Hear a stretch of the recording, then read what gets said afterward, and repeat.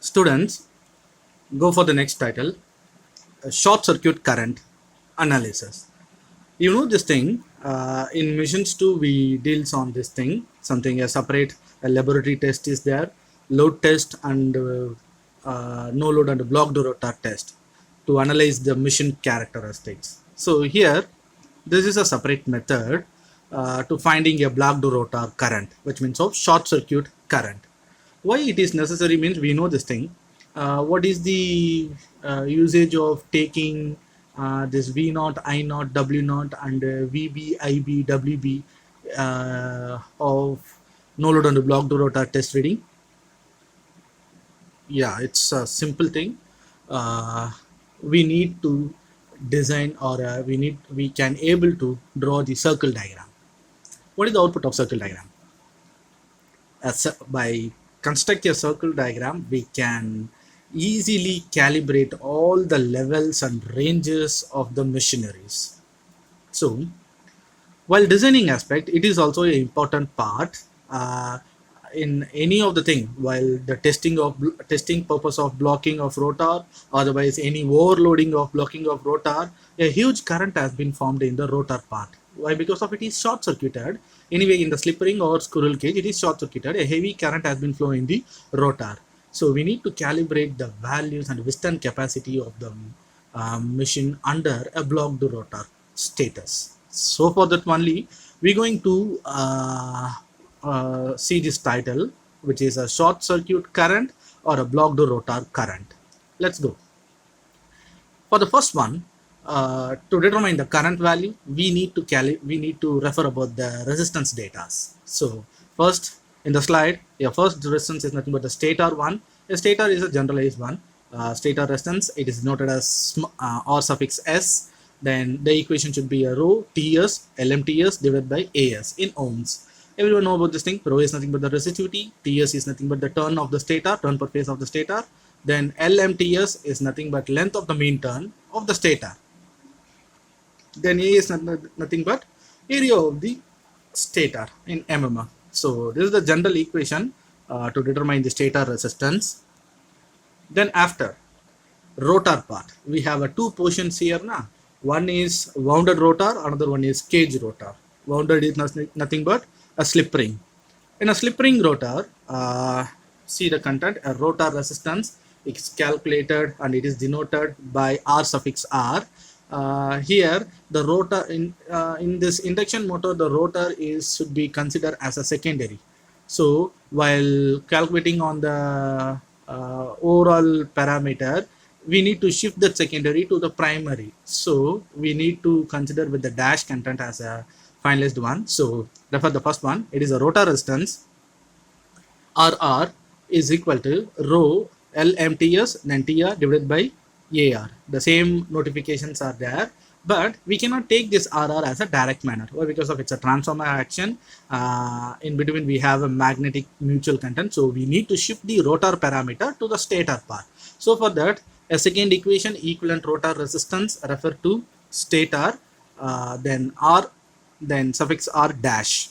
For this dash, we need to multiply by turns and winding ratios. So it is nothing but winding ratio KW, then the KW for stator as well as KW for rotor, KWS divided by KWR into turn ratio TS divided by TR, stator turn divided by rotor turn, with the whole square. We can multiply with RR. That RR value is going to calculate by the first equation, rho LMT or TR divided by AR in ohm. So by this way, we can easily predict the rotor resistance for slip ring. That means wounded rotor.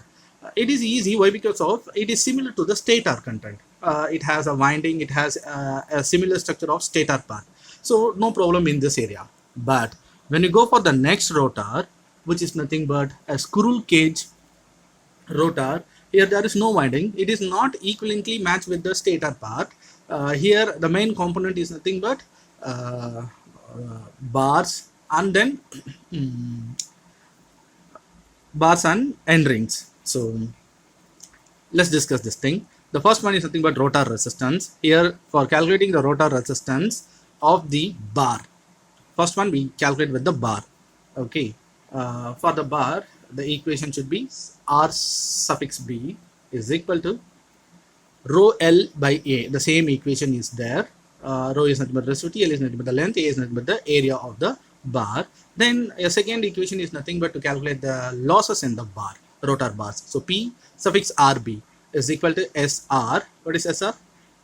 Slots, number of slots in the rotor. Then IB is nothing but bar current. Then RB is nothing but general data. Just a minute. Yeah, rotor resistance. Yeah, the up in previous first equation is there now. Rotor bar resistance. So this is the two equations to calculate the resistance of the bar and as well as losses of the bar. A bar data is completed. Now shifted to next one, end rings. On this area, just a minute. Yeah, on this area, we need to calculate about the same two parameter, resistance as well as losses. The same equation has been used here. Notification RE is nothing but end rings resistance is nothing but the same rho L by A, but we have to mention about the parameters of end rings. So rho into end rings length divided by end rings area. So that has this equation, end rings length should be defined by pi d. So for that it denoted pi d suffix e, then area is nothing but AE, that's all. Then the same copper losses of the end rings is nothing but 2 I square R. The same thing is because why we mentioned 2 is nothing but 2 end rings are there now for the front side and back side. So 2 into I square R to calculate this thing. So after calculating the resistance and losses of the bar as well as the resistance and the losses of the end rings, just club the details to find the total losses. So the total copper losses in the rotor is calculated by bar losses, then addition of end ring losses. So the equation is there. We already solved this two equation on the previous slide. Just club these two datas and make this simplification. The final equation, a total rotor resistance is nothing but rho S suffix square, then multiplication of LB divided by SRAB plus 2 by pi DE divided by P2 into AE. Then after that, the same thing, this resistance value is not to be measured as individual. We need to shift this to the stator part in the equivalent circuit. So for that, shift this rotor resistance to the stator by referring this content. So rotor resistance refer to stator. We have to multiply with M ratios, which is nothing but M is nothing but the phase, M ratios, then turn ratios, then winding factor ratios with the whole square. So MS divided by MR, TS divided by TR, KWS divided by KWR. With this multiplication, we have to multiply with rotor resistance RR. That rotor resistance equation is about total rotor resistance rho S square. The same thing. By solving this thing, we can find the total resistance of the rotor refer to stator for the squirrel cage rotor part. Then current values, current in each phases. So to find the current in each phases, your formula is there. IB is nothing but 2 into MS KWS TS divided by TR into IR dash. That IR dash is nothing but rotor current refer to stator category. So for that, the equation is below IS into cos phi. By using this formula, we can easily predict the current value of the rotor. That IB is required to substitute to calculate the rotor resistance. In above equation, we have this thing now, rho S square in bracket LB divided by SR into AR. Sorry, it is not there. So it is a separate one. A current in each bar. Current in each bar. That will be, we have a separate equations is there to find the bar current. Then next one, it's a conversion. Rotor resistance refer to the stator part. We have to shift that, and it is the simplified equation RR dash. So this equation is used to find the rotor resistance of the squirrel cage refer to stator. A fourth requirement is nothing but a leakage reactance. Peoples, we already discussed this content in a magnetic calculation. A leakage reactance, a total leakage reactance is nothing but the combination of not that, a combination of a few titles. It is nothing but XS Here the excess is in leakage reactants we directly mention some formulas now regarding a leakage reactance of overhanging, zigzag, then harmonics, then stator slots and rotor slots. This is the thing here. Xs is equal to XSS, which means of stator slots reactance. Then XSR dash is nothing but rotor slot reactance refer to stator. Then X naught is nothing but overhanging leakage reactance. Then XZ is nothing but zigzag leakage reactance. Then XH is nothing but harmonics leakage reactance. So for this concern, for the rotor requirement, you need to calculate all this parameter for the rotor purpose. So let's deal one by one. The first one, stator leakage reactance XSS. It has this equation which is means of 8 pi f ts square L and lambda divided by PQ. It is the equation we already covered in that magnetic circuit calculations. Then a second one is nothing but rotor slot leakage reactance, which is denoted as X SR dash. The SR is missing in the data, so is equal to the same equation. Yes, the same thing is there. We have to mention lambda only, the variations here. For the lambda, it is not SS, it is SR dash. So the separate equation is there. To find the SR dash, we have to multiply with the winding factors to make the rotor permeance shifted to the stator. Lambda is a permeance. Then a third one is nothing but overhanging leakage reactance X naught value. This is also a equation we seen in the previous content.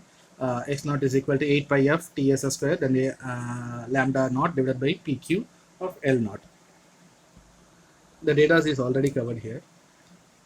This is the case for a different machineries for the constant requirement for taking a K values. So I think so this is losses part. Then D is nothing but zigzag leakage reactance. So XS, it's a direct formula, 5 by 6 XM divided by MS square, then with the brackets of 1 by inverse of QS square, then plus inverse of QR square. Then the fifth one is nothing but harmonic leakage reactance. XH is nothing but XM with the addition of KHS plus KHR.